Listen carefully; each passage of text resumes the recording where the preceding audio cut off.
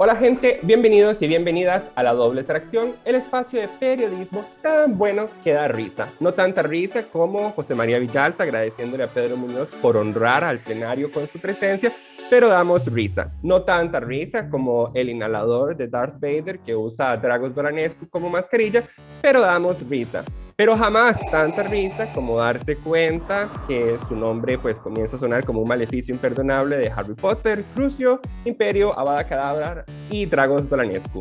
Mi nombre es Ernesto Núñez Chacón, pero mucha gente me dice simplemente Ernie, así como a Britney Spears le dicen simplemente Britney, a Mariah Carey le dicen simplemente Mariah y a Antonio Álvarez de Santi le dicen simplemente un grandísimo oportunista. Porque usted es un oportunista, Toño, lo ha sido toda la vida y lo seguirá siendo. Excepto si usted es José María Figueres 4 años después de haberle dicho así y de Santi le acaba de dar la adhesión. Me honra y agradezco la confianza de Antonio. El proyecto de reforma al empleo público está en trámite en Asamblea Legislativa. Su votación está cada vez más cerca, como mis 30 años. Y con esto las discusiones son cada vez más intensas, en particular gracias a un pequeño grupo de diputados y diputadas que entre múltiples temas se han opuesto al proyecto o han impulsado reformarlo por considerar que atenta contra la autonomía universitaria al imponerles cambios en su régimen salarial y administrativo de su recurso humano. Paola Vega, diputada del PAC por San José, es una de las legisladoras que encabeza esta lucha, incluso llegando a asegurar que el presidente Alvarado, quien impulsa la reforma al empleo público, se ha distanciado de los principios del PAC y del plan de gobierno que se prometió a Costa Rica en campaña. La reforma prometida no era fiscalista, según doña Paola, sino una reforma integral que cerraría brechas salariales y que además mejoraría la calidad de los servicios públicos, entre otros aspectos. Ella asegura estar a favor de que las universidades públicas ordenen su régimen de empleo, pero imponerles cómo hacer ese reordenamiento sería violentar su autonomía constitucional. Paola Vega es militante del PAC desde 2006, es politóloga, graduada de la UCR, especialista en gestión ambiental y según mi madre, y cito, habla muy bien, es contundente y se informa antes de abrir la boca.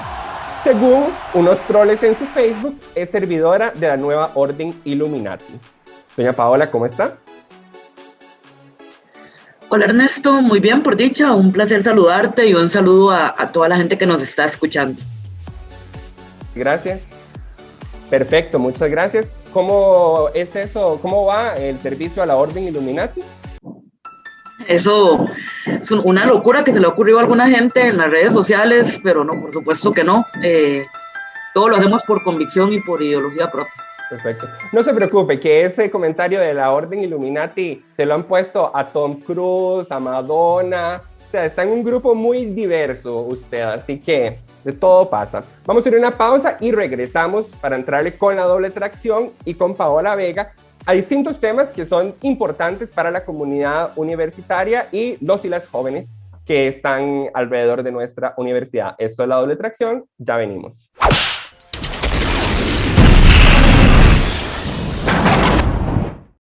Estamos de vuelta, listos para entrarle con la doble tracción y con Paola Vega a distintos temas que son de peso para la comunidad universitaria. Uno de los que introducíamos al inicio del programa es justamente la reforma al empleo público, que es quizá de los temas más actuales y relevantes porque está en trámite en Asamblea Legislativa. Doña Paola Vega, la primera pregunta.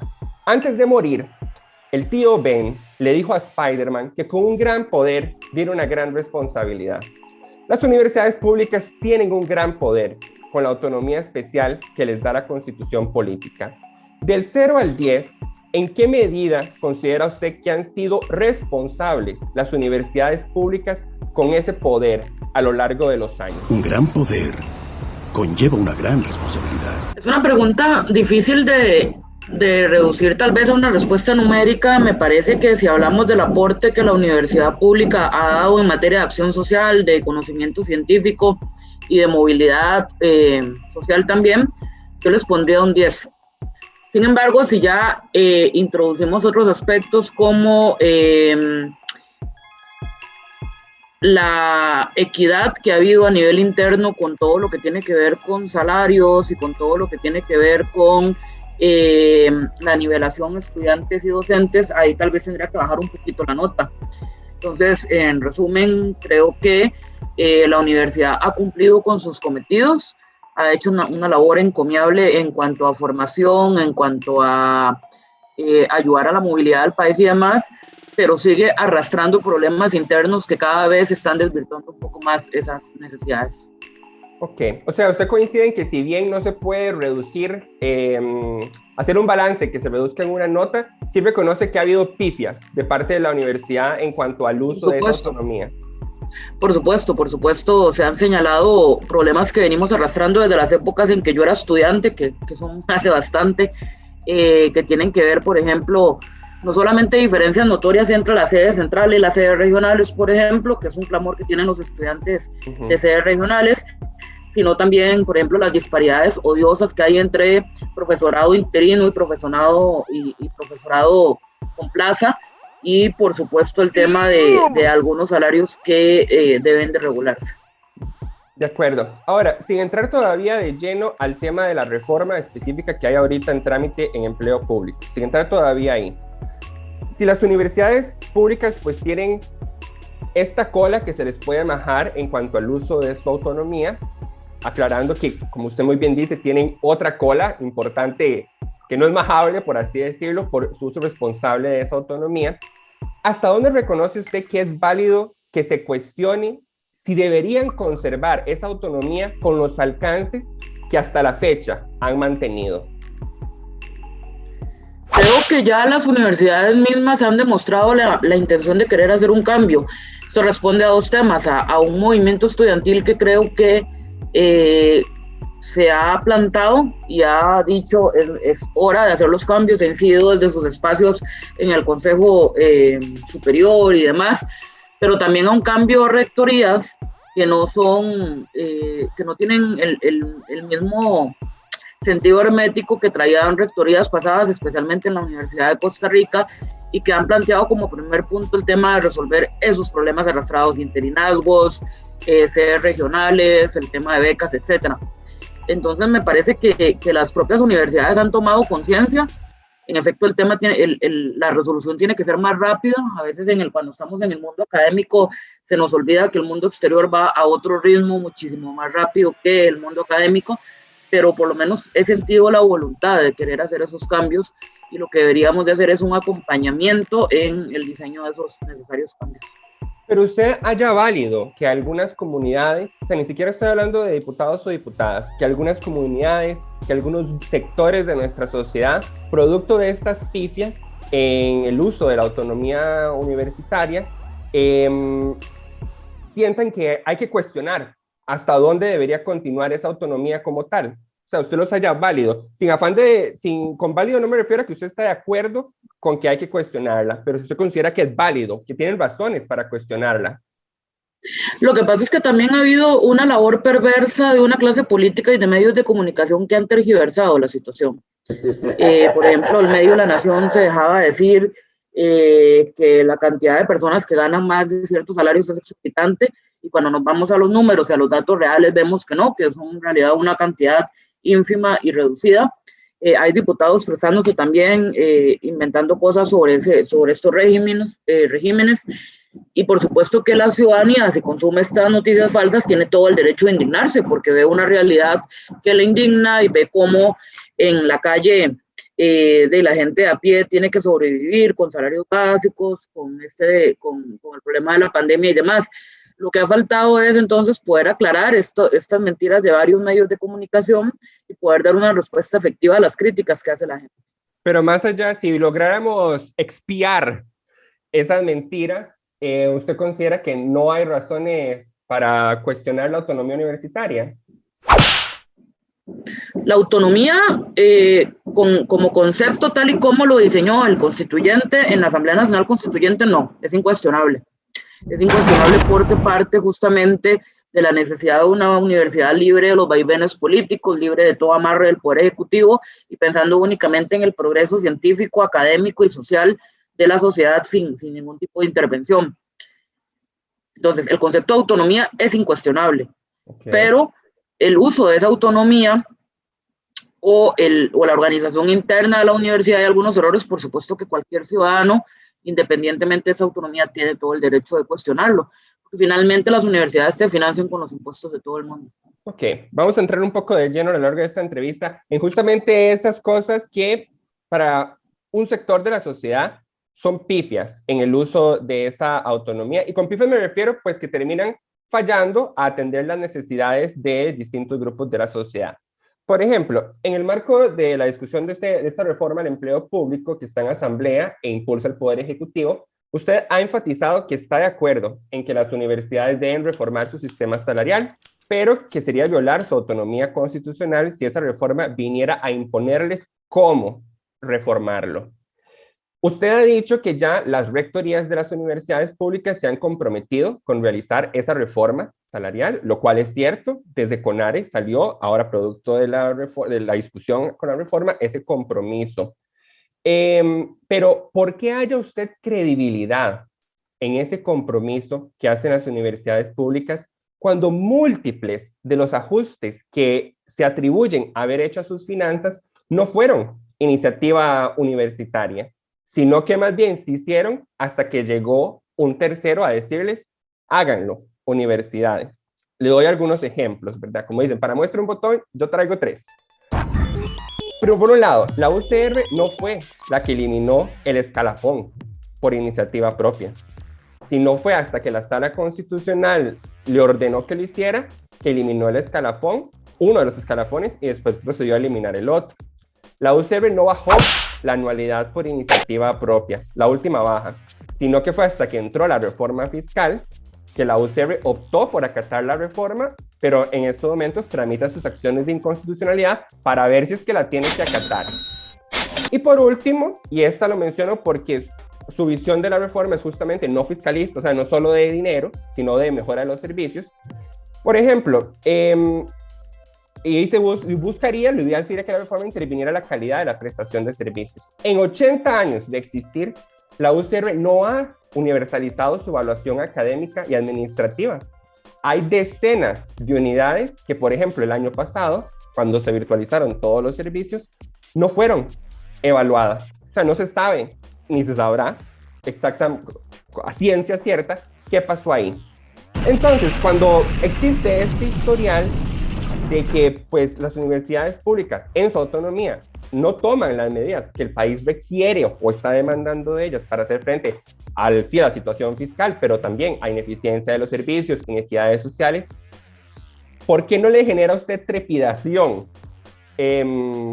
defender o creerle a este compromiso de que las universidades públicas lo van a hacer? Sobre todo porque el compromiso viene de rectorías, pero el engranaje universitario es muchísimo más grande, ¿verdad? Un rector puede querer ABC, que si el consejo universitario quiere XYZ, no se va a hacer.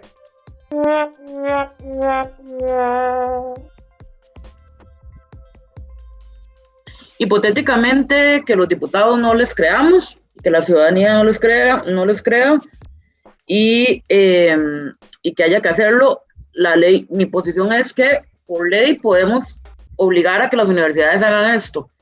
El tema es el cómo. Es muy diferente decirle a las universidades, vean, ustedes tienen que hacer un sistema de evaluación así, respetar estos lineamientos, respetar estos ordenamientos salariales, pero otra cosa es lo que hace el proyecto de ley, que es que Mideplan es quien va a hacer eso. Entonces Mideplan se va a convertir en un jefe de la universidad pública y ahí es donde entramos en los roces con la autonomía. La Asamblea Legislativa les puede dar los lineamientos generales de las cosas que tiene que modificar y ya la universidad las acata a lo interno y ve cómo lo hace. Pero el problema grande que estamos señalando es que Mideplan es quien va a hacer todo este tema y quien va a tener una jerarquía sobre la universidad pública, y esto afecta totalmente el diseño constitucional y todas las normas que existen en relativo. Por supuesto que como políticos y como sector, bueno, diferentes sectores, el sector estudiantil, el sector político y demás, tienen que estar detrás acompañando a los rectores para que estos compromisos esta vez se cumplan, porque como usted dice y tiene toda la razón, ya no podemos esperar más en el cumplimiento de los mismos. Ok, me parece una distinción importante la que usted hace, que usted sí está de acuerdo con que la Asamblea Legislativa por ley ordene cambios a la universidad, pero usted con lo que no está de acuerdo es que esos cambios terminen siendo, o sea, que quien administre esos cambios dentro de la universidad no sea, quien gestione esos cambios en la universidad no sea la misma universidad, que es este ejemplo que usted pone de Mideplan, donde básicamente parte de la administración del recurso humano, parte de los despidos, de las contrataciones, terminaría siendo... Hoy, por ejemplo, ayer me rechazaban una moción importantísima que lo único que decía era que la universidad se iba a hacer cargo de su propio reclutamiento, selección y contratación de personal, que es lo mínimo que se pensaría en una autonomía. Me la rechazaron, entonces va a ser Mideplan quien se encargue inclusive de la evaluación, de la contratación y la selección del personal universitario. Esto es muy peligroso porque un gobierno de turno puede enojarse con un profesor que sea crítico de la administración pública, inmediatamente saldar esas deudas en su no contratación.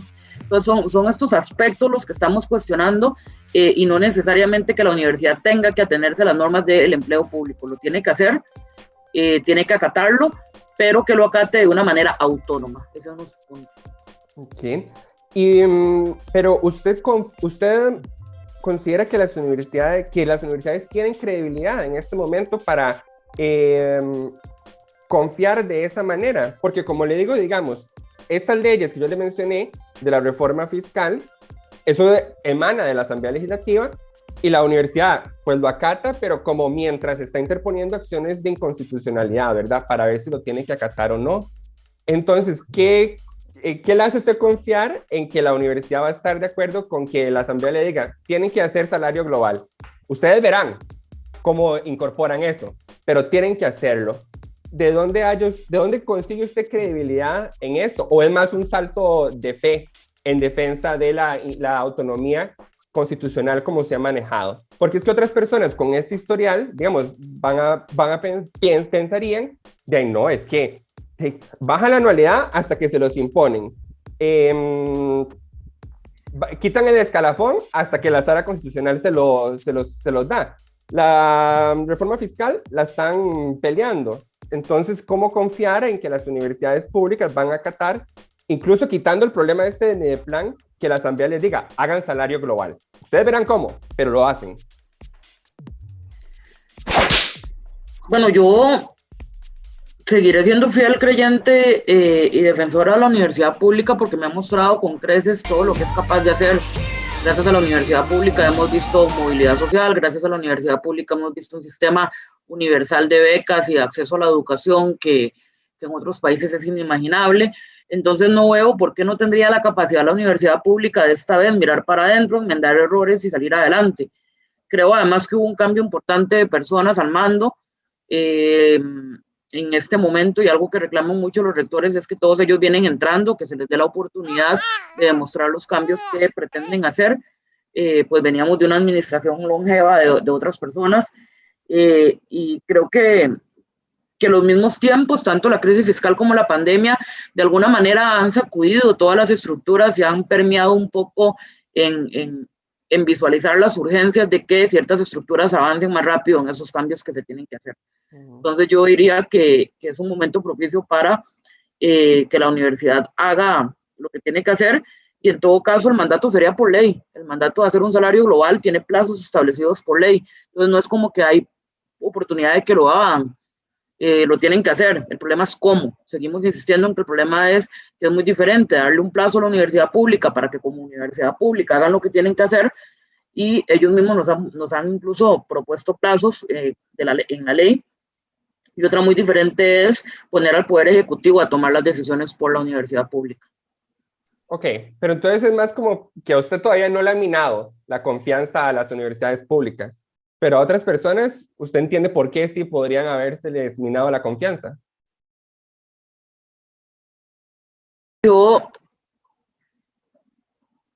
A ver, es que no me parece que sea un tema de confianza, porque la ley va a establecer obligaciones y se va a establecer plazos, y nadie puede evadir la ley. Entonces, bueno, pero en Costa Rica sí evaden la ley. Usted sabe muy bien que, por ejemplo, las disposiciones de Contraloría son obligatorias para las instituciones. Y si usted se mete a la plataforma de Contraloría, hay una lista pendientes.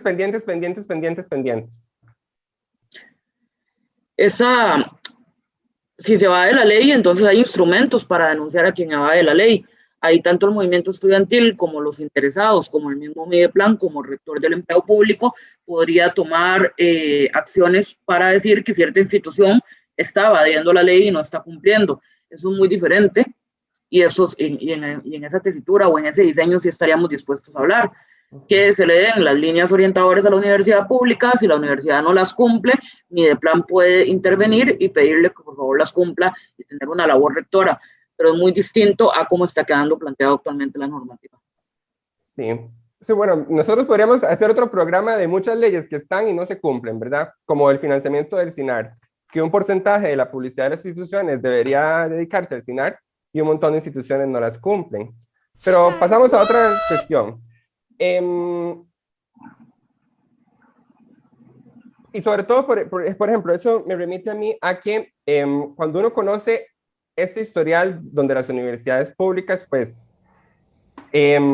bueno, por ejemplo, sobre las reformas que las universidades públicas deben hacer al sistema salarial, usted dijo, no es imponiéndoles, lo que tenemos es que procurar con control político que las universidades hagan las modificaciones de una vez por todas. Ahí, digamos, ante lo que usted me acaba de decir, yo le preguntaría, ¿cuál control político exactamente, doña Paola? Porque si es el que se ha venido haciendo desde la Asamblea durante los últimos 10 años, no ha sido eficaz.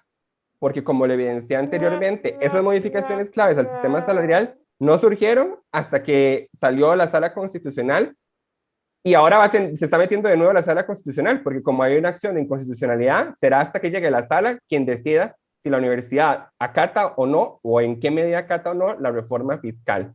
Entonces, si no es ese control político, ¿cómo debe cambiar el control político desde la Asamblea sobre las universidades públicas? Si es que debe cambiar, ¿verdad?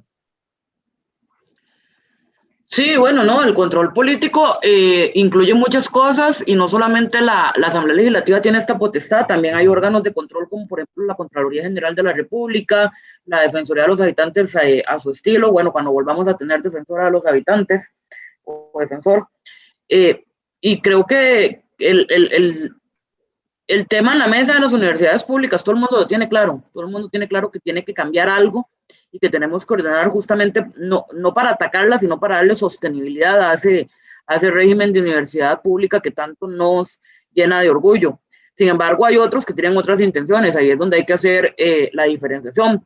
Estamos quienes podemos ser duros con la universidad pública, si hay que hacerlo, y pedir que rectifique justamente por el bienestar de su población meta, que son los estudiantes, pero hay diputados que lo que están es cumpliendo un lobby de dueños de universidades privadas que pasan metidos en la universidad, que son amigos íntimos y financistas de campañas de varios diputados y que lo que quieren es deslegitimar la universidad pública y debilitarla justamente para un tema lucrativo de negocio de la universidad privada. Y hay que tener cuidado de no seguir algunos discursos que lo que buscan es otra cosa. Pero yo creo, y vuelvo al tema, que la pandemia y la crisis fiscal nos ha puesto otro chip en la cabeza y ahora por lo menos el tema del gasto y el tema de la eficiencia del gasto sí es algo que está muy presente en todos los órganos de control político e interiorizado por las mismas administraciones internas, digamos, de instituciones como la universidad, por ejemplo. De acuerdo. Sobre este mismo proyecto de empleo público, usted dijo en comisión, y cito, que no dudo que no pase una consulta de constitucionalidad. Esto me parece importante porque algunas personas se podrían preguntar, bueno, pero si hay tanta certeza de que no pase una consulta de constitucionalidad, ¿por qué tanta controversia? O sea, ¿qué es lo que está pasando? Entonces a mí me gustaría que usted explicara a las personas costarricenses por qué, a pesar de que, incluso desde las universidades, yo he escuchado colegas de la universidad diciendo eso se lo va a traer abajo la sala constitucional. Entonces tal vez quisiera que le explicara usted a las personas costarricenses por qué, a pesar de que usted puede vislumbrar eso, es necesaria esta lucha que usted está dando para que no se apruebe o no llegue el proyecto a tomar esas formas. Sí, bueno, en primer lugar porque a nosotros nos pagan y muy caro por legislar. Entonces, digamos, me parece un contrasentido invertir tiempo de salarios de diputados, salarios de asesores, salarios de personal y demás para hacer una chambonada de proyecto que no respeta ni los mínimos elementales de la constitución política y que a todas luces se va a caer en la sala. Nuestra tarea como diputados es hacer las leyes respetando la pirámide jurídica, respetando lo que establece la Carta Magna y respetando legislaciones conexas. Entonces, digamos, por ahí es por un tema de indignación, porque no es posible que, por ejemplo, el proyecto introduce cosas que ya la Sala Constitucional ha dicho reiteradas veces que no se pueden. En el plan fiscal nos respondió que no se pueden derogar convenciones colectivas, y aún así los diputados ahora insisten en derogar convenciones colectivas. Entonces, es un contrasentido absoluto. En segundo lugar, porque la consulta constitucional es una tómbola. Es una tómbola porque la Sala solo contesta lo que se le pregunta. Entonces, por supuesto que el grupo de apoyo al proyecto puede ser que genere una consulta complaciente, donde no genera las preguntas necesarias y la Sala no se vea obligada a contestar las inconstitucionalidades que están ahí evidentes. Y en tercer lugar, por marcar un precedente, porque no puede ser o sea, no puede ser que no haya un costo político para los diputados que se atrevan a cuestionar lo que dice la Constitución política de una manera tan laxa y tan descarada. Entonces es necesario evidenciarlo en el debate y es necesario señalar las arbitrariedades que suceden ahí, no solamente con la universidad pública, estamos hablando del Poder Judicial, de las municipalidades y de un montón de temas, por ejemplo, como objeción de conciencia. Bueno, a mí me parece también un contexto importante que usted mencionó al final, que es que el proyecto no incluye solo a las universidades, sino también incluso al Poder Judicial, ¿verdad? Entonces, que eventualmente esa consulta constitucional, si se hace, involucra a muchísimas instituciones, ¿verdad? Que por el lado del Poder Judicial lo que se ha cuestionado es la intromisión del Poder Ejecutivo en el nombramiento de jueces, por ejemplo, ¿verdad? Que sería tremendamente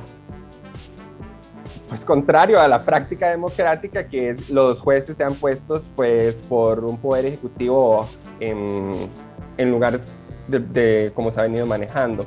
Ahora, usted también dijo en comisión, yo le vi todas las comisiones, doña Paola, usted no tiene idea, todas. ¡No! Usted en comisión dijo que, y cito, es bastante lamentable que hoy estemos con tanto ataque a las universidades públicas por culpa de rectores irresponsables que no quisieron poner orden. Hoy la opinión pública tiene una concepción súper errada de las universidades gracias a anteriores rectores que hicieron lo que les dio la gana y hoy están fuera y le dejaron la torta a los que están ahora. Ahí contexto para quienes nos escuchan, en el caso de la UCR, por lo menos la rectoría nueva asumió ahora a inicios de este año, después de 8 años de una administración de don Henning Jensen Pennington. ¿Con base en qué, doña Paola, asegura usted que las rectorías anteriores, hablemos del exrector don Henning Jensen, no quisieron poner orden? Le planteo 3 casos, igual, para muestra un botón yo traigo 3. Primer botón, la UCR aumentó la anualidad del 3% al 5,5% en 2009, pero eso no fue aprobado por la rectoría, eso fue aprobado por el Consejo Universitario, que es la Asamblea Legislativa de la UCR. De hecho, ese tipo de cambios y los presupuestos en general los aprueba solamente el Consejo Universitario.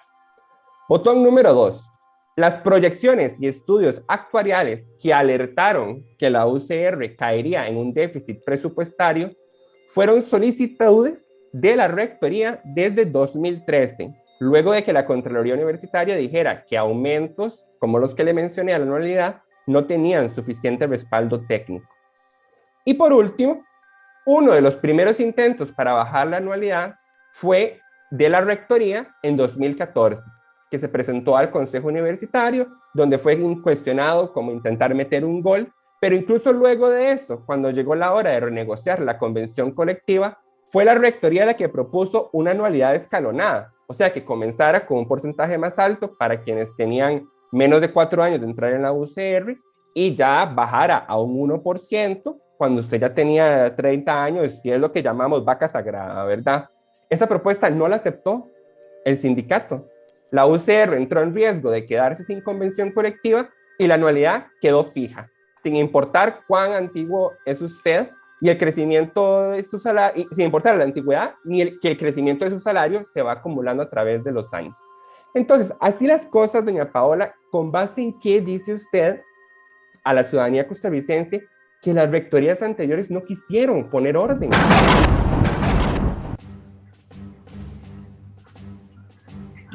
Pues por el mensaje que dijeron, que dieron a la ciudadanía en realidad. En realidad, justamente cuando se desarrolló el informe más terrible contra la universidad pública, que fue el informe del FES, que está lleno de falacias y mentiras, lamentablemente surge a partir de un montón de acciones tomadas por las anteriores rectorías. Tal vez lo que me faltó decir fue que no fue culpa solamente de las rectorías, que hay otras entidades que también han sido parte de estos vicios, los gremios internos de la universidad o lo que fuera. Sin embargo, por respeto a la misma organización de la U, tampoco es que me corresponde a mí mucho dilucidar quién es el culpable y quién no. Lo que puedo decir es que en la ley de empleo público todos estos temas se podrían corregir, pero hay que hacerlo bien. Todos estos temas de cómo funcionan las anualidades, de cómo funcionan los salarios y las escalas de aumentos se resuelven en la ley de empleo público y la universidad lo tendría que acatar. El tema es que lo acate de una manera autónoma y no de una manera impuesta o supervisada por el Ministerio de Planificación. ¿Pero a usted le parece que es válido decir que las rectorías anteriores no intentaron poner orden a la luz de estos datos que yo le estoy dando? Y es que son datos que solamente conoce la gente que está dentro de la universidad. Nosotros no tenemos por qué conocerlos. Bueno, ¿por qué no? Así como yo lo porque no han salido a la luz pública. Pero son públicos. Esa discusión, por ejemplo, esa discusión de la anualidad se reportó incluso en el CINAR, porque yo estaba en el CINAR en ese momento e hice el reportaje al respecto. O sea, eso sí, está. No. Lo que pasa es que yo le pregunto a usted, doña Paola, porque usted fue muy contundente cuando dijo eso, de que eran las rectorías las responsables. Y así como usted mencionaba lo peligroso, cómo se ha distorsionado la opinión pública, también distorsiona el hecho de poner todos los huevos de esta situación en la rectoría, cuando justamente han habido otras fuerzas de peso en la universidad que han bloqueado esos intentos de orden. Hago, por supuesto, una aclaración. Las rectorías pueden hacer todo menos lavarse las manos, ¿verdad? No es que han sido perfectas, pero al igual que está mal cuando todo termina siendo culpa del presidente, y hay un montón de cosas en la asamblea que la gente ignora, también está mal reducirlo todo a la rectoría, ¿o no? Sí, puede ser, pero en todo caso, digamos, a mí lo que me interesa hablar es de la relación de autonomía y empleo público. Los temas ya, digamos, de internos de la universidad, yo no estoy autorizada para opinar sobre ellos y me parece que ya serían otros los invitados al programa los que tendrían que dar esa discusión. Sí, digamos, yo puedo hablar por lo que estamos viendo en la asamblea con empleo público. Pero usted dio esa opinión y la ciudadanía la escucha. ¿No distorsiona eso la percepción de la ciudadanía sobre la universidad pública? No, la perspectiva de la ciudadanía sobre la opinión pública ha sido tergiversada por actores con intereses particulares. Pero nuevamente de lo que podría hablar es de la relación de autonomía con empleo público. No quisiera meterme en los temas internos universitarios. Bueno, pero ya se metió cuando le echó la culpa a los rectores. Usted literalmente dijo, la percepción errada es culpa de rectores que no quisieron poner orden y le dejaron la torta a los nuevos. Ya cuando usted dijo eso, se metió. Y yo quisiera citar otros ejemplos, porque como periodista, el tema de la opinión pública es obviamente muy importante. Yo le acabo de citar múltiples medidas para poner orden a las finanzas universitarias que la rectoría anterior intentó tomar, pero que no se materializaron por otros poderes que tienen sus competencias dentro de la U. Pero le puedo citar otras que ni siquiera tienen que ver con finanzas. Casi un tercio de las unidades académicas no han actualizado sus planes de estudio en más de 20 años, para 2018. Eso es potestad exclusiva de las escuelas. La rectoría ni siquiera puede imponérselos a las unidades académicas. En al menos una década, los horarios nocturnos se han estancado en representar en promedio 20% del total de los horarios en la UCR. Los horarios son prerrogativa de las unidades académicas, tampoco los puede imponer la rectoría. Y hablemos de movimiento estudiantil. En una década, la Federación de Estudiantes se ausentó de hasta 70% de los puestos de representación que tienen en comisiones institucionales como becas y hostigamiento sexual. Incumplieron con controles de dinero, según la Contraloría Estudiantil, y en ocasiones incluso quedaron debiendo dinero por semanas a proveedores de semana universitaria. El uso del presupuesto de la FEUR es competencia exclusiva de la FEUR, y si más bien, si la rectoría se quisiera meter ahí, usted muy bien sabe que intentaría cortarle el dedo de una vez, porque la defensa del movimiento, la autonomía del movimiento estudiantil se defiende a capa y espada. Entonces, no está contribuyendo decir ese tipo de cosas a esa errada percepción pública de las universidades? Nuevamente no es el tema en el que yo quisiera meterme porque, bueno, yo recibí la invitación para hablar del problema de la autonomía con el proyecto de empleo público y no quisiera meterme en esos temas internos universitarios. Pero usted se metió en el tema de la percepción, doña Paola. Usted habla del problema que se ha generado de la percepción de las universidades y yo lo que le estoy diciendo es en qué medida... Sí, pero hablar del tema de la percepción no es lo mismo que meterse en los problemas ya internos de la universidad. Pero yo no le estoy preguntando sobre qué opina usted sobre esas problemáticas. Yo le estoy describiendo esas problemáticas para mostrar que el panorama no es tan reduccionista como de que son las rectorías las responsables de la política. Sí, en eso estoy de acuerdo y hago mea culpa. De repente fue una reacción reduccionista y tiene usted toda la razón de que no necesariamente puede venir solamente por el tema de los sectores, que hay todo un ecosistema interno desde la burocracia, desde los sindicatos y demás que han impedido estos cambios. Pero entonces mantengamos la tesis principal, que es que la universidad pública también es culpable de la propia percepción errada que está teniendo la gente sobre el tema. Okay. Eso me parece que debe ser un punto en medio. Perfecto. La universidad como un todo, ¿verdad? Exacto, perfecto, me parece. Yo insisto en este tema porque para mí es muy importante el balance como periodista. Desafortunadamente mi gremio se ha tirado el balance por la borda y un montón de medios de comunicación ahorita creen que pueden sacar que Paola Vega hizo tal y tal cosa y a usted nunca le van a preguntar si es cierto o no que lo hicieron. Entonces ahorita me tienen deslegitimado. Pero yo sí creo eso y sobre todo que lo importante de cara al futuro, que la gente tiene que comenzar a entender todo el engranaje que hay, ¿verdad? Entonces a mí me irrita demasiado cuando se quejan le achacan al presidente algo que en realidad no pasó por asamblea. E igual creo que en la universidad el engranaje es tan complejo que muchas personas no entienden que esas mismas situaciones con pesos y contrapesos se dan dentro de la universidad. Y como usted muy bien dijo, incluso dentro de la universidad hay gente que no maneja estas cosas. Entonces por eso trato de tirarlas para adelante. Tiene razón. Ahora, yo le pregunto, usted mencionó que usted ha sido defensora de la autonomía universitaria y la ha descrito como la autónoma a nivel administrativo, a nivel político, financiero, en todos sus ámbitos. Yo le pregunto, ¿para usted las universidades públicas, por ejemplo, están sujetas a las disposiciones de la Contraloría General de la República? Sí, claro, la Contraloría General de la República es un órgano de control presupuestario sobre todo el aparato público, autónomo o no. Lo que pasa es que la fuerza de sus mandatos varía de acuerdo al grado de autonomía que tenga cada órgano. Esto ya por el propio diseño de la norma, pero sí están sujetas. O sea que las disposiciones que son de acatamiento obligatorio por normativa también son de acatamiento obligatorio para la universidad. Sí. Okay. Sí. Le comento porque algunas personas en el Consejo Universitario consideran que no, ¿verdad?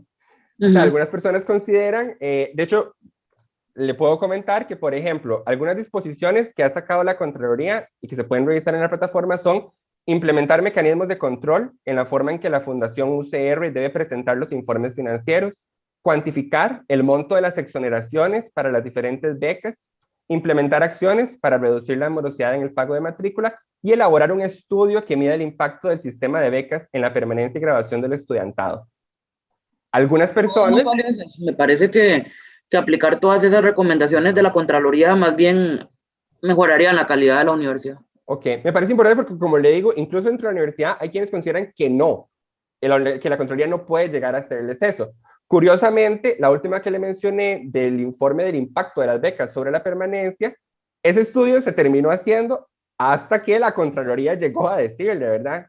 Que como yo entrevisté a la nueva presidenta de la FEUR hace un par de semanas y ella me decía, pues una lástima que tuviera que llegar la Contraloría a decirnos a nosotros, midan la permanencia, el impacto de las becas en la permanencia, ¿verdad?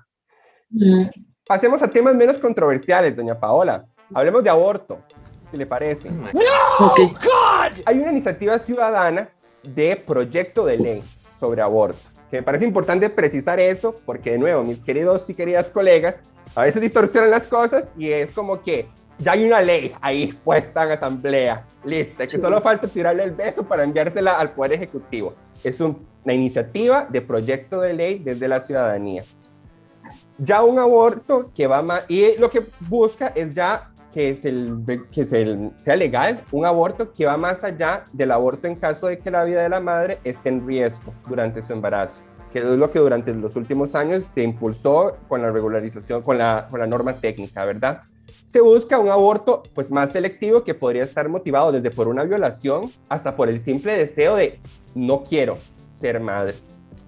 Los datos sobre la incidencia del aborto que sucede, y eso es importante que la gente lo sepa, sucede, sea legal o no, sucede, son no solo escasos, como el pelo de José María Figueres, sino también nebulosos, como el historial de don José María Figueres. O son estimaciones, o están desactualizadísimos, o son los de la Asociación Demográfica Costarricense, que es un estudio sobre embarazos no deseados.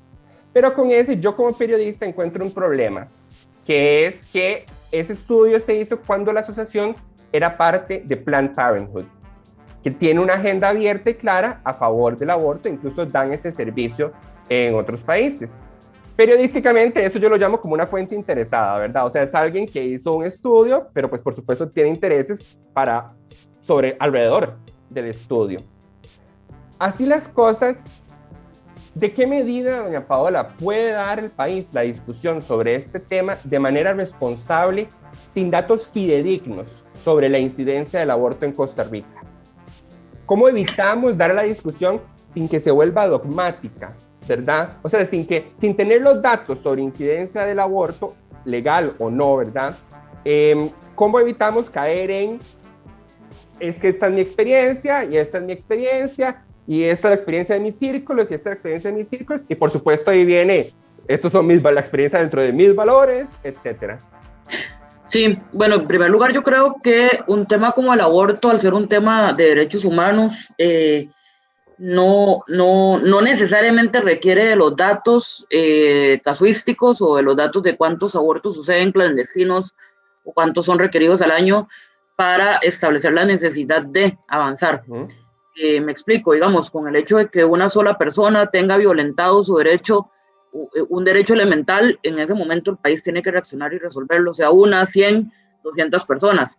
Y a cualquier mujer le puede tocar la necesidad de un aborto por muy diversas razones, desde uno que parta de que simplemente no quiere ser madre y no quiere tener un embarazo en ese momento, hasta temas como la incompatibilidad de la vida del feto con la vida extrauterina, hasta temas como una violación y demás. Entonces los datos son para acompañar, pero la necesidad del aborto va más allá de esos datos. Sí, sería bueno que el país tenga esos datos, si el país de manera objetiva, como usted dice, pudiera empezar un proceso de identificación y estadística de este tema, sería muchísimo mejor y sería deseable. Fue toda una tortura pasar con el tema de la norma técnica, que era simplemente el aborto impune establecido desde hace 90 años para el tema de cuando corre riesgo la vida y la salud de la madre, y ahora lo que estamos planteando es avanzar en la misma línea que todo el mundo está planteando, que es cuando menos dar la discusión por causales, sino es que por aborto libre. Yo soy fiel defensora del aborto libre, creo que el solo hecho de no querer ser madre es una razón válida para poder hacerse un aborto. Sin embargo, también hay otras compañeras que plantean que deberíamos de comenzar con las 3 causales, ¿verdad? La violación, incesto e incompatibilidad del feto con la vida extrauterina. Esta discusión me parece que la están abordando muy bien las chicas de Aborto Legal Costa Rica, pues están haciendo un trabajo informativo, región por región, explicando, aclarando mitos, que es mucho menos contaminado del debate que se podría dar en este momento en el plenario legislativo, por ejemplo, que está lleno de dogmas, de consideraciones muy de índole privado y particular y demás. Entonces, creo que tenemos que ir al paso que el movimiento de las chicas está proponiendo y ir avanzando poco a poco con este tema. ¿Qué respondería usted a un compañero o compañera diputada que le diga, de ahí, doña Paola, pero usted estaba en contra del estudio que hizo Incopesca para la pesca de arrastre, porque tenía sus intereses? ¿Y de cómo entonces vamos a dar la discusión de aborto si usted dice que están muriendo las mujeres, pero no están los datos para eso? O sea, ¿cómo le responde usted? Ya sea a un diputado o tal vez a un ciudadano, ¿verdad? Porque en asamblea se polarizan mucho las cosas porque hay intereses partidarios y otros intereses alrededor, ¿verdad? pero a mí me interesa sobre todo la comunicación hacia la ciudadanía y entre ciudadanos y ciudadanas, ¿verdad? Porque yo creo que todos tenemos en nuestros círculos familiares y amistades, pues personas que están en contra de algún tipo de aborto y otras personas que están a favor de alguno o de todos los tipos de aborto, etcétera. Entonces, ¿qué responde usted ante esas personas en aras de lograr abrir camino y no cerrar puertas? Claro, es que cuando hablamos de temas de derechos humanos, los temas de derechos humanos por sí mismos no requieren un estudio técnico que los fundamente. Los derechos humanos existen y punto. Se tienen que cumplir y punto. Entonces, digamos, hay todo un marco de derechos sexuales y reproductivos para las mujeres que se está incumpliendo, que no lo digo yo, lo dice la misma ONU, que ha señalado reiteradamente año tras año que Costa Rica está violentando derechos sexuales y reproductivos de las mujeres al no tener mecanismos. Bueno, ya se resolvió el tema de la anticoncepción oral de emergencia, por ejemplo, pero hay otros de faltantes. Y con los otros temas que requieren estudio técnico, pues son discusiones distintas, no son discusiones sobre derechos humanos necesariamente, sino sobre la afectación a ecosistemas marinos, sobre la posible afectación a la capacidad pesquera del país. Son discusiones muy distintas. Ambas deben de ser técnicas y basadas, por supuesto, en principios científicos, pero los estudios, o sea, un derecho humano no necesita un estudio técnico que nos diga que se tiene que hacer. Un derecho humano se tiene que garantizar, nada más. Okay. ¿Y qué pasa si alguien le dice, pero el derecho a la vida también es un derecho humano? Que es ahí donde comienza la cosa, ¿verdad? Ahí donde comienza la cosa. Hay toda una colisión de interpretaciones. Hay personas que consideran que el derecho al aborto puede violentar el derecho a la vida y otras que consideramos que no, porque ahí partimos de la discusión científica de dónde empieza la vida, de qué se considera vida, etcétera, etcétera, y por eso es necesario que demos la discusión. Si algo aportó Argentina fue eso. Argentina tenía posiciones extremas, desde quienes defendían que sí afectaba la vida, a quienes no, pero dio un debate muy importante, incluso invitó expertos de ambas líneas para que los diputados y el Senado los pudieran escuchar, invitó hasta a la misma Iglesia Católica, que también tiene que ser un actor que tendrá que decir lo que tenga que decir para su público, ¿verdad? Para sus diputados que consideran estos principios necesarios en la discusión, pero lo que hay que empezar es la discusión. Lo que no podemos es seguir generando que el tema sea un tabú y que sea prohibido hablar de aborto, o que decir la palabra aborto en el plenario legislativo sea casi como una ofensa, cuando es una realidad que pasa, cuando es un derecho humano que se violenta. Tenemos que comenzar a hablar del mismo. ¿Qué recomendaciones le daría usted a las personas que están haciendo activismo en mayor o menor medida sobre estos temas, incluso desde el otro lado, ¿verdad? Que lo hay, para entablar comunicación con el otro lado? Porque, por ejemplo, yo vi comentarios de personas militantes del PAC que encontraban que la manifestación de su compañera diputada de estar ahí en el centro del plenario y básicamente mudarse al plenario, la tachaban de violenta. ¿Usted coincide? Porque y el argumento que decían era que si bien no estaba agrediendo a nadie ahí, era agresiva o violenta por la consigna que defendían. Entonces, tal vez dos preguntas. Por un lado, ¿usted coincide con esa calificación de tachar a esa manifestación violenta? Y por otro lado, ¿qué recomendaciones da usted para lograr entablar comunicación con el otro lado, ¿verdad? Que no es lo mismo hablar con el otro lado hasta entablar comunicación con otra persona. Bueno, sobre la primera pregunta, me parece que la manifestación en sí misma, doña Nidia, no es violenta, pero a veces tiene manifestaciones irrespetuosas o intolerantes. Okay. Por ejemplo, el otro día yo estaba hablando sobre el tema de los tiburones y fue bastante irrespetuoso que se me parara al frente con un pañuelo celeste queriéndome imponer su verdad sobre mi verdad. Ahí es donde entramos en el irrespeto. Creo que todos tenemos el derecho de defender nuestra tesis con la mayor beligerancia y la mayor pasión, pues un tema que mueve sin lugar a dudas pasiones, temas individuales, particularidades, pero aquí la clave va a ser el respeto y la empatía. El respeto y la empatía, y que es algo que nos va a costar, porque yo sé que son temas que nos movilizan mucho. Yo no puedo llegar, por ejemplo, a una comunidad a decirle a una señora en seco que el aborto es un derecho y lo tiene que respetar. Tengo que primero entablar una conversación con ella, explicarle qué es lo que está pasando, explicarle por qué varias mujeres necesitan del tema del aborto y comenzar a llegar a sus puntos medios que creo que se pueden tener. Yo con compañeras y compañeros que se oponen al aborto he tenido estas conversaciones, por ejemplo, en los ratos del cafetín o en los ratos que podemos tener algún tipo de discusión tranquila, y les he tratado de poner ejemplos que logren generar empatía, como, bueno, ¿qué pasaría si usted tiene una hija de 15 años y esa hija de 15 años es violada y termina embarazada?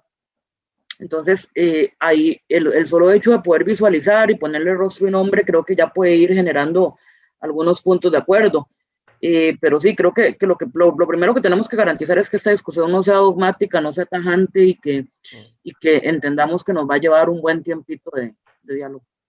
Usted ha sido defensora siempre de los principios del Estado Social de Derecho.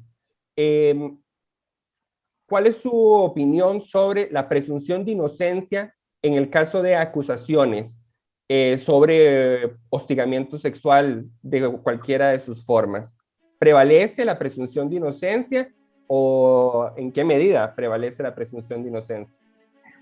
Bueno, sí, la presunción de inocencia es un principio, una garantía constitucional universal que no puede dejarse de lado. Sin embargo, en temas como hostigamiento sexual o de violencia de género, es importante cuando salen estos casos un apoyo a la víctima, porque usualmente la reacción suele ser no creerle a la víctima. Y esto genera muchas veces que la víctima, por presiones, por miedo o demás, pueda cambiar su versión, pueda sentir miedo y retirar las denuncias y demás. Entonces hay que lograr un equilibrio que respete tanto la presunción de inocencia y seguir el debido proceso, pero también darle un apoyo y un respaldo a la persona que está haciendo la denuncia. Pero creerle a una persona que está haciendo una denuncia significa dar por un hecho que la otra persona acusada es culpable. No necesariamente. Es decir, yo creo en la denuncia que estás haciendo y te acompaño en el proceso para poder dilucidarlo, para poder llegar a la verdad real de los hechos. Ok, y a la hora de que la Corte de la Opinión Pública tramite estos casos, también debe prevalecer la presunción de inocencia. Sí, claro, eso es una garantía jurídica que en todo proceso... Pero en la Corte de la Opinión Pública, ¿verdad? Me refiero, o sea, en la Corte obviamente, por ahora, ¿verdad? Honestamente conozco otras personas que insisten en que no debería haber presunción de inocencia en casos como estos. Pero por ahora, en la Corte Jurídica prevalece la presunción de inocencia. Pero en la Corte de la Opinión Pública, ¿verdad? De cómo los medios tratan a estas personas, de cómo incluso grupos, redes sociales tratan a estas personas, empresas, etcétera, a la hora de contratarlos, prevalece la idea de que es inocente hasta que se pruebe lo contrario, o para usted es válido que las personas tiene una denuncia, entonces lo despedimos o la despedimos, tiene una denuncia, ya no es contratable, etcétera. Funciona muy distinto además del tipo de organización. No es lo mismo hablar, por ejemplo, de que esto suceda en un partido político que cree en la igualdad de género y que defiende, por ejemplo, el tema de contra la violencia y el hostigamiento, tiene que ser muy tajante en las decisiones que toma. Entonces, digamos, una persona cuestionada por más principio de inocencia y demás debería ser separada de los procesos hasta que se aclaren los nublados del día, porque es la única garantía, digamos, que podemos tener de la reacción con esos temas. Ok. Usted dijo en Desayunos de Radio UCR que, cito, hay diputados cuya misión en estos 4 años ha sido reformar la ley para beneficio de las universidades privadas, a partir de vínculos con ellas. ¿Quiénes son esos diputados? Es fácil darse cuenta. Quienes han estado haciendo reformas en las leyes para poner universidades privadas en cada lugar donde puedan tener un beneficio. Pero digamos, la ciudadanía no conoce quiénes son los diputados que tienen vínculos con las universidades privadas. Usted dice que los hay. ¿Quiénes son? Son varios. No quisiera dar los nombres aquí. ¿Por qué? ¿Por qué no puede dar los nombres? No quisiera dar los nombres aquí para no confundir la discusión, pero de que existe, o sea, quisiera quedarme nada más con la idea de que existe el lobby de universidades privadas y es bastante violento. Pero ¿y de qué sirve decir eso si no pueden? O sea, ¿quién puede, digamos, como prensa, cómo puede la prensa caerle a eso si no lo dice usted? En su momento oportuno lo diré. ¿Eso va a ser antes de que usted termine su...? Ah, sí, por supuesto. Ah, ok. O sea, le comento porque en campaña política también se ha dicho, hay candidatos que han dicho, es que usted es un corrupto y se ha robado dinero. ¿Cuándo? ¿Dónde? Y después no quieren decir. Entonces, pues yo digo, si uno está dispuesto a asegurar cosas, tiene que poder respaldarlas, ¿verdad? Y en este caso, es válido que usted me diga, ahorita no es el momento. Eso me parece que es válido. Pero me parecería una contradicción que a sabiendas de que hay una situación pasando, de que usted termine su gestión como diputada y no diga, ¿verdad? ¿Quiénes son estas personas? No, lo diré en su momento. Ok, sí, porque si no, no le puedo caer, doña Paola. O sea, bueno, sería más fácil caerle, yo o algún otro periodista, ¿verdad? O incluso las fuerzas, otras fuerzas más allá de la prensa. Según el Estado-Nación, entre 2014 y 2017, la Asamblea Legislativa aprobó 78 leyes que no indicaban fuentes de financiamiento. Si creaban un programa, no se sabía con qué se iba a financiar ese programa. Hoy estamos con un déficit fiscal enorme, una deuda enorme, una crisis económica enorme. Somos un país donde 1 de cada 4 ticos es pobre, el primer lugar en desempleo juvenil en Centroamérica, etc. Desde su fracción o desde su despacho, continuaron esta tendencia de aprobar proyectos que no resuelven de dónde va a salir la plata para financiarlos. Sí, creo que en algunos momentos se ha dado. De su parte se ha dado. Es posible que se haya dado con algunos proyectos que consideré que no van a requerir un egreso altísimo y que bien podrían jugar dentro de las particularidades actuales del presupuesto público. En otros proyectos que sí proponen cambios radicales y que no tienen contenido presupuestario, sí lo he planteado, que es un tema, por ejemplo, que he planteado en empleo público. Empleo público hoy sin contenido presupuestario es una ley inaplicable, porque propone una serie de cambios en el sistema público que van a requerir personal y plata y no está teniendo contenido presupuestario, entonces no sabemos cómo se va a ejecutar, por ejemplo. O sea que su explicación para haber aprobado proyectos sin contenido presupuestario es que usted consideraba que estaba dentro de las posibilidades presupuestarias que venía manejando la institución a la que se le designó la competencia. Sí, toda nueva competencia, por supuesto, que va a generar contenido presupuestario nuevo. Si nos pusiéramos sumamente quisquillosos con eso, no deberíamos aprobar ninguna ley, porque todas generan algo nuevo y alguna obligación, pero una trata de hacer el balance de ver de qué calibre son esas competencias que se están creando y que podrían ser asumidas con el presupuesto actual de alguna institución. Lo que sí pasa es que con el recortismo que estamos teniendo en muchos proyectos, en muchos programas estatales, cada vez está más difícil que puedan cumplir ni siquiera con las competencias que tienen.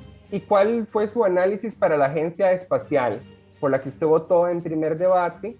Pero hay el criterio de la Contraloría que dice que no había sustento técnico para la viabilidad de ese proyecto y que una de las vías de financiamiento que era, que dice el proyecto, que es darle de las instituciones, aportes de las instituciones del sector público no financiero, la Contraloría dijo que no se indicaba cuántos montos había que transferir, con qué periodicidad y cuán obligatorio. Sin embargo, usted apoyó ese proyecto y su fracción también lo apoyó, incluso en segundo debate. ¿Cuál fue el análisis que se hizo en eso ante un criterio de Contraloría que decía esto no es viable?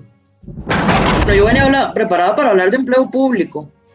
¿Por qué? Pero la invitación no decía que era solo de empleo público. La invitación decía, la invitación decía que era de temas relacionados con la comunidad universitaria. Y todos estos temas son de alto impacto. Pero agencia espacial no tiene que ver con no, pero tiene que ver con el presupuesto, con el manejo presupuestario y con la crisis que estamos pasando. Claro, pero es que la entrevista decía que era sobre empleo público de autonomía, entonces sí me gustaría como que nos concentráramos ahí antes de terminarla. Bueno, pero esta es la última pregunta. ¿No me puede hacer la condescendencia de responderme sobre la agencia espacial? Es que la entrevista era sobre empleo público, ya hemos tocado varios temas. Y La entrevista, no, pero sí quiero aclarar que la entrevista nunca fue sobre empleo público. La invitación original... Venga, bueno. Nada más decir... Vea, lo voy a ser muy sincero. Yo en estos momentos pues no me voy a poner a revisar el correo porque fueron varios correos producto de las cancelaciones. Sí, por ahorita, con todo lo que yo manejo, es que se invitó para hablar de temas que eran de impacto de la comunidad universitaria. La pregunta de la agencia espacial deriva de una pregunta sobre el manejo que se estaba, la aprobación de proyectos de ley en Asamblea Legislativa sin contenido presupuestario, que eso impacta sobre la crisis financiera que estamos arrastrando todos en este país, incluyendo la comunidad universitaria y nuestros estudiantes.